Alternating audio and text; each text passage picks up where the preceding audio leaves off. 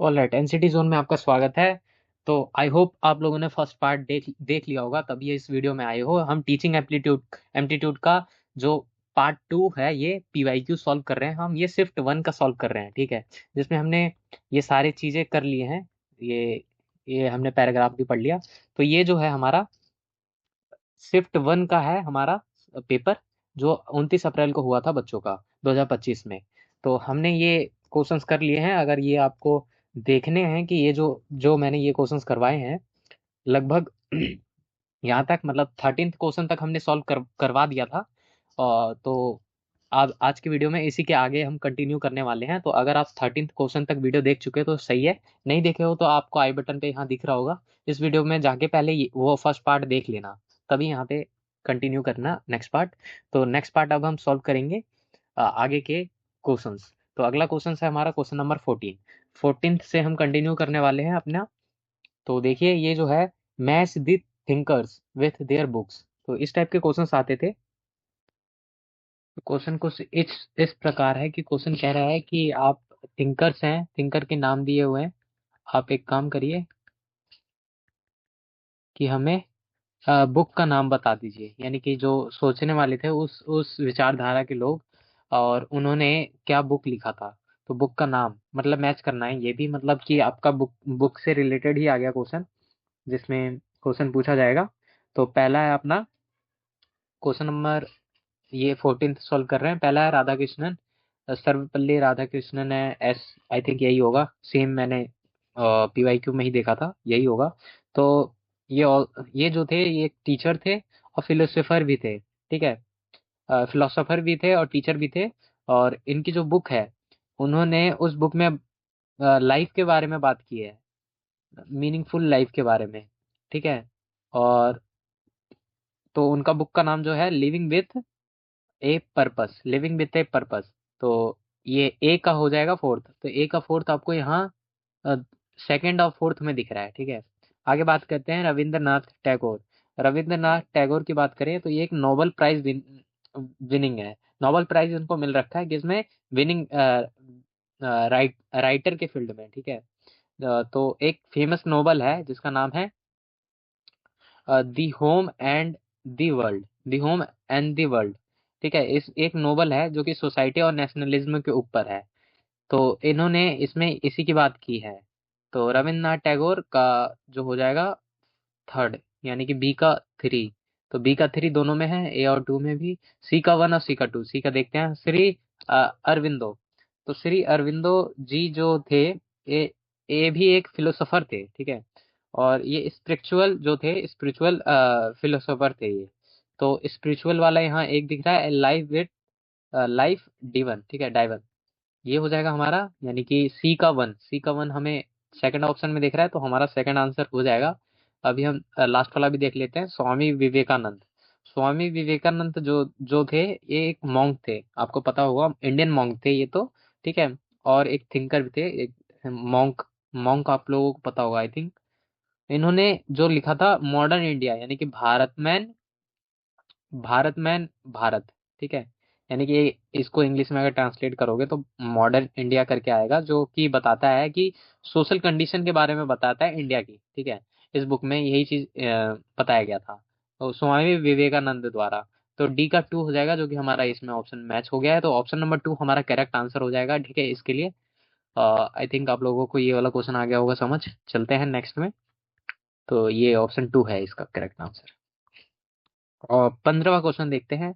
तो 15वां क्वेश्चन जो है वो कुछ इस प्रकार है कि which pair is incorrectly match. तो करेक्ट वाले नहीं, इनकरेक्ट वाले बताने हैं कि इनकरेक्ट कौन सा है इनमें से।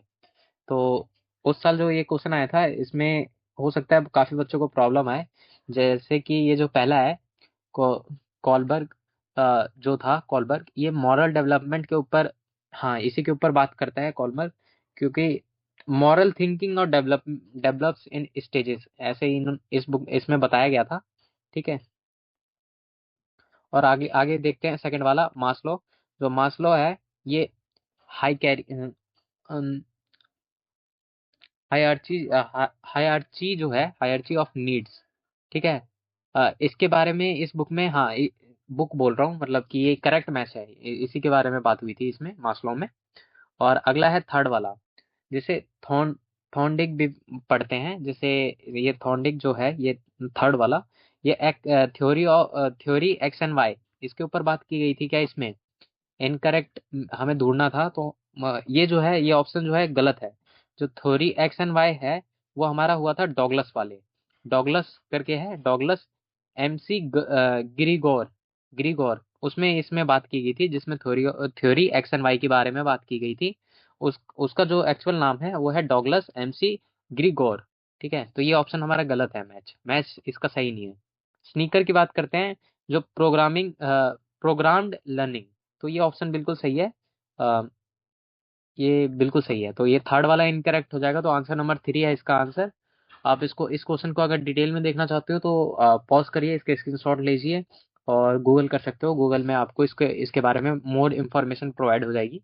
अगर आप इस क्वेश्चन में डाउट आ रहा है, क्योंकि ये थोड़ा मतलब जिस बच्चे ने सिलेबस पढ़ा होगा वही इसका जवाब दे पाएगा, तो उसमें डिटेल में उसको नॉलेज होना चाहिए। अगला क्वेश्चन देखते हैं। ये डायगोनल ऑफ पैरेललोग्राम, ठीक है, PQRS, इंटरसेक्ट एट ओ, यानी कि एक ट्रायंगल है, पैरेललोग्राम है, ठीक है। यानी पैरेललोग्राम आपको पता होगा, दो साइड पैरेलल होती है और उसमें दो एंगल हमें दे दिया है और एक एंगल का पूछ रहा है हमसे। तो इसको मैं फिगर वाइज आप लोगों को समझाता हूँ, एक सेकंड दिखाओ। ये देखो, जो PQRS, ठीक है, ये एंगल है, ठीक है, जिसमें से ये वाला एंगल आपको दे दिया है 60 डिग्री और ये वाला दे दिया है 50 डिग्री। एक बार दिखा देता हूँ मैं। जो एंगल QPR, जो एंगल QP और R, ये वाला एंगल है, ये 60 डिग्री दे दिया है। इसी तरह एंगल QSR की बात करें तो ये है हमारा QSR, ये 50 डिग्री दे दिया है, ठीक है। तो हमसे पूछ क्या रहा है? POQ, ये वाला एंगल पूछ रहा है, POQ वाला, यानी कि ये वाला एंगल जो यहाँ पे आपको दिख रहा है। तो अगर देखोगे तो आपसे पूछा है POQ की वैल्यू क्या होगी, 70 होगी, 120 होगी, 100 होगा, 130 होगा, ऑप्शन दे दिया हमसे, हम तो निकाल लेते हैं, सिंपल, कुछ नहीं करना। अगर आप, हाँ, आप चाहो तो इसको पढ़ सकते हो, वरना मैं सिंपल बता दे रहा हूँ कि दो साइड जो है, दो साइड पैरेललोग्राम की पैरेलल होती है, पैरेलल होती है, तो फिर पैरेलल का एक कंडीशन आपको पता होगा कि ये वाला जो एंगल है ये इसके इस एंगल के बराबर हो जाएगा।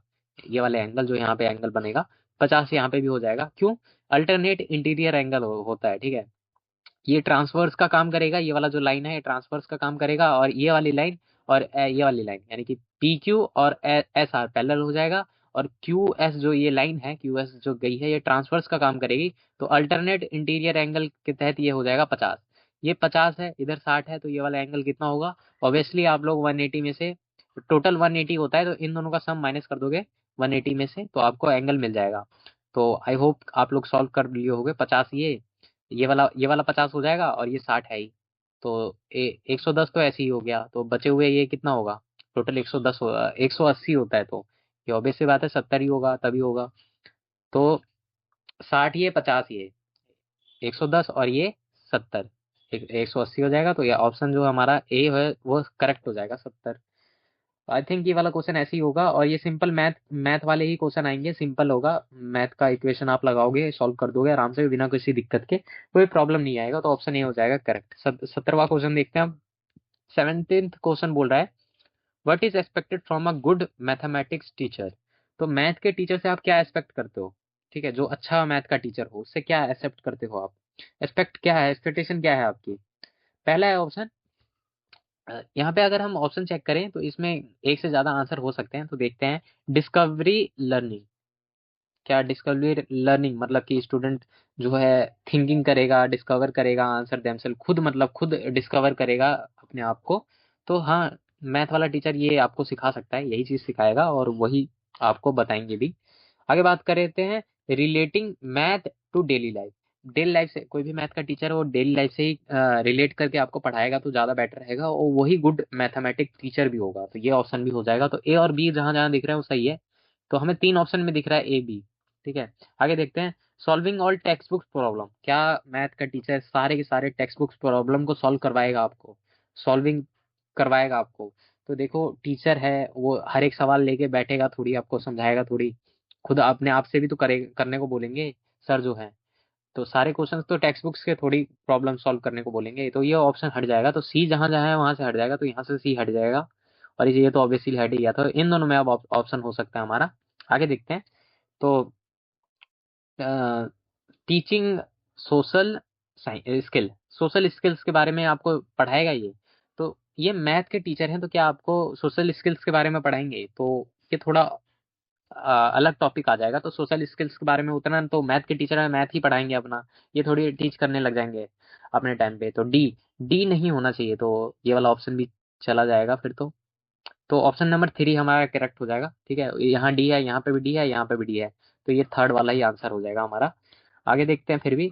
डेवलपिंग क्रिटिकल थिंकिंग, हाँ ये चीज तो जरूर करेगा। क्रिटिकल आपको थिंकिंग स्किल आपका इंक्रीज करेगा, सोचने पे विचार देने को बोलेगा आपको कि सोचो, रियल लाइफ से रिलेट करके इस मैथ के सोल्यूशन को समझो। ठीक है, थिंकिंग मतलब क्रिटिकल थिंकिंग आपको डेवलप करवाएगा वो आपका।